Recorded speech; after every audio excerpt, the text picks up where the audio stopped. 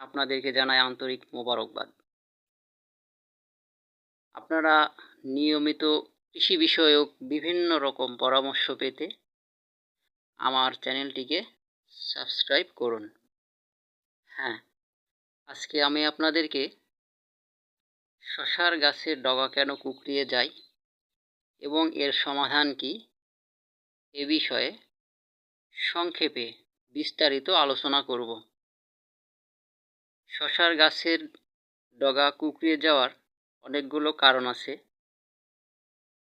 তার মধ্যে একটি কারণ হলো অনেক সময় জিঙ্কের অভাবেও শশার গাছের ডগার পাতাগুলো কুঁকড়িয়ে যেতে পারে।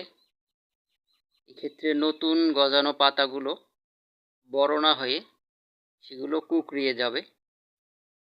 পাশাপাশি বিভিন্ন রকম মাকড়ের আক্রমণেও শশার গাছের ডগা কুঁকড়িয়ে যেতে পারে।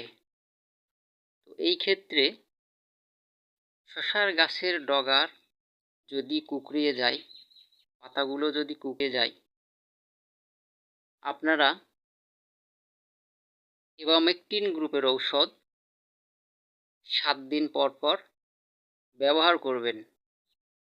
তাহলে গাছের ডগা কুঁকড়িয়ে যাবে না এবং ডগার পাতাগুলো কুঁকড়িয়ে যাবে না। এটা সবাই জানেন যে লতানো জাতীয় ফসলগুলোর ডগা যদি কুঁকড়িয়ে যায় তাহলে ওই গাছ থেকে আর কোনো ফল পাওয়া যায় না, কারণ এই ফলগুলো মূলত গাছের ডগার বৃদ্ধির সাথে সাথে প্রত্যেকটা গিরায় গিরায় এই ফলের জালিগুলো আসে। তো ডগায় যদি বৃদ্ধি না পায় তাহলে কি করে ফল পাবেন? আপনারা মাকড় দমনের জন্য, বিশেষত লাল মাকড় দমনের জন্য ইভামেকটিন গ্রুপের ওষুধ নিয়মিত ব্যবহার করবেন। তাহলে আর কোনো রকম সমস্যা থাকবে না আশা করা যায়।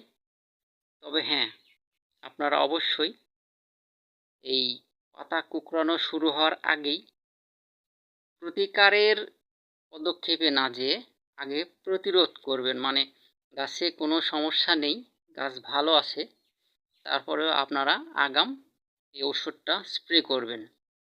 কারণ একটা গাছে যখন রোগ ধরে যায়, মাকড় আক্রমণ শুরু করে দেয়, তখন ওইখানে হয় কি, মাকড়গুলো বাসা বেঁধে ফেলে। আর এই বাসা বেঁধে ফেলার কারণে তারা সবসময় আপনার গাছে ক্ষতি করতেই থাকবে। মাকড়গুলো আক্রমণ করার আগেই আপনারা যদি সচেতন হন এবং ঔষধ স্প্রে করেন তাহলে আর এই পাতা কুঁকড়ানোর সমস্যা থাকবে না, আশা করা যায় ইনশাল্লাহ।